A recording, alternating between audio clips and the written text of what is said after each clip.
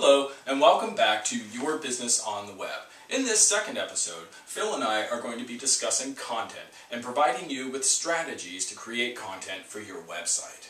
As Ed mentioned in our last video, Google loves websites that put out content. And by content, we're referring primarily to the written copy on your website. The blog posts, articles, press releases, product descriptions, service descriptions, the written text that's contained on the web pages of your site. When a person looks at your site, they're going to read the content as a whole. They're going to see it as a whole. Search engines look at text differently. When a search crawler indexes your site, it's going to look at your site and look for keywords and phrases within the content and how it fits within the broader context of the website.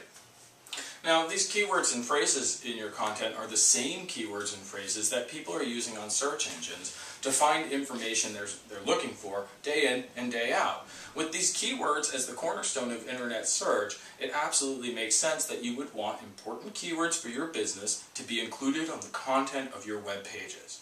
Now, the job of search engines is to index and filter all of the content on the web in order to provide the most relevant and authoritative results for any given query. If you have any hope of developing search engine traffic to your website, you absolutely must include these keywords and phrases on your site.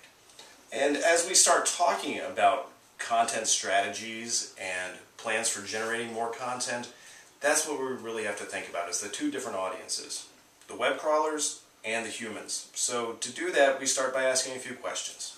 Now, the first question that we ask is, what are people searching for that would bring them to your website? What keywords and phrases are most relevant to your business? Like Phil said, when search engines index your website, they're going to note the keywords and phrases that they find in your content. And just imagine I'm a web crawler. So Google sent me out, go and index the web. I'm going to look at your website and I'm going to crawl around, I'm going to look at all the different pages and say, keyword, phrase, keyword, phrase. And then I'm going to go on to the next site, and the next, and the next. And I'm going to then index them and rank them based on their keyword relevancy. Now imagine, if you can, I'm a human, and I'm sitting at my desk doing a web search on ancient cultures of South America. Now I anticipate and expect that search engines are going to provide me relevant results with interesting information, not websites about Viagra. Well, not yet anyway, but when you write the content, again, we can't stress enough, you're writing for the two different audiences. You're writing for humans, and you're also writing for crawlers, so that's why we come in and optimize a website. Now, the search engine technology has gotten very sophisticated over the years, and because of this, it's actually best to write your content for humans first. Make sure that it is readable even while you are including the keywords and phrases that are important to your business.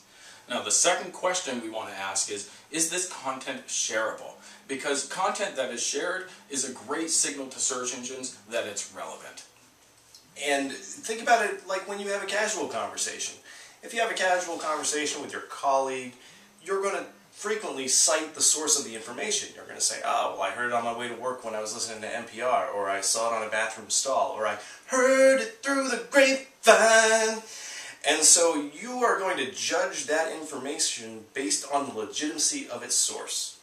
Now, whether you decide to build a body of content on your website through articles or blog posts, you want your content to get into as many hands as possible.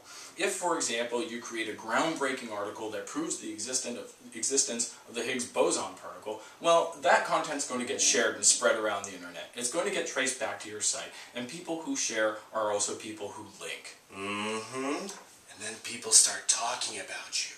And then they start linking to your page, and they start finding more about you.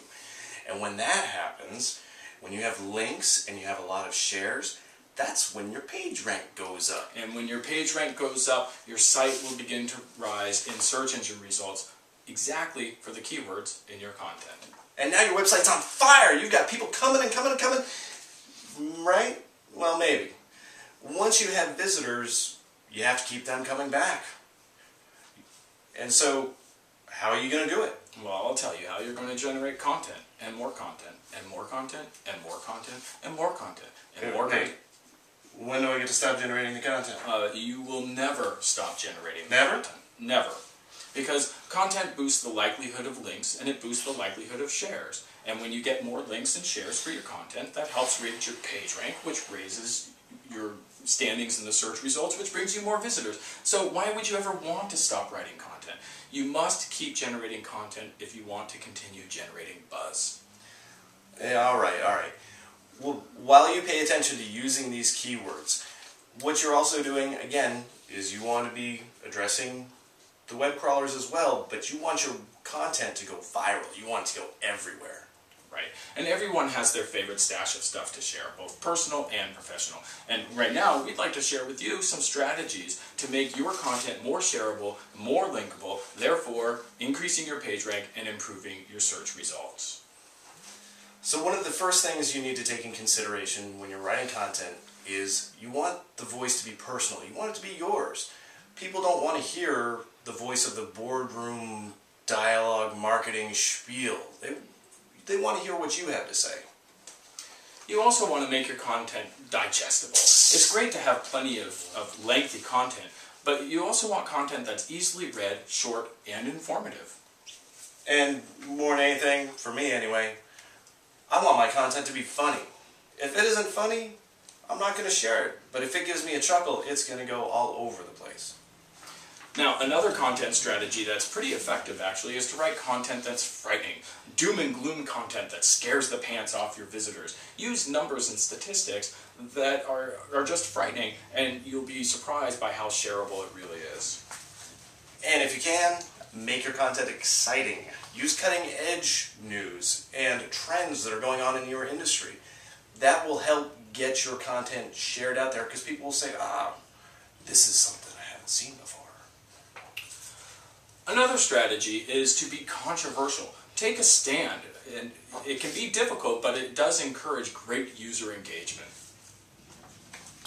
Or you can confirm assumptions. People love to know they're right.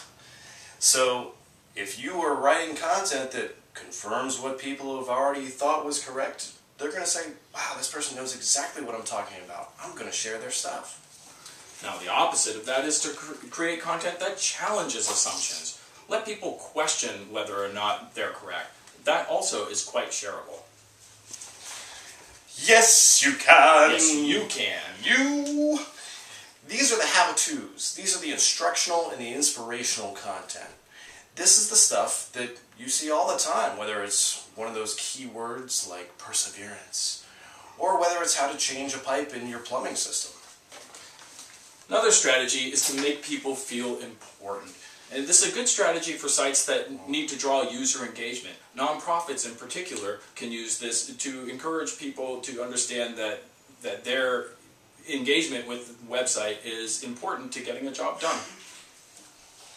And of course, kind of like us, you want to be informative. If you know the subject matter, if you know what you're talking about, then the content, if it's well written and it's thorough, people are going to, again, they're going to share that around with their colleagues, and you are an authority.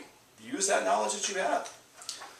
And the last thing is to be visual. Now, we've spent the majority of our time focused on the written content because that does form the backbone of content. It is, after all, what gets searched. But people are visual by nature. Include compelling visual content alongside your written content. Things like videos and photographs, things like infographics and tables that make your content more easily understood, approachable, and shareable.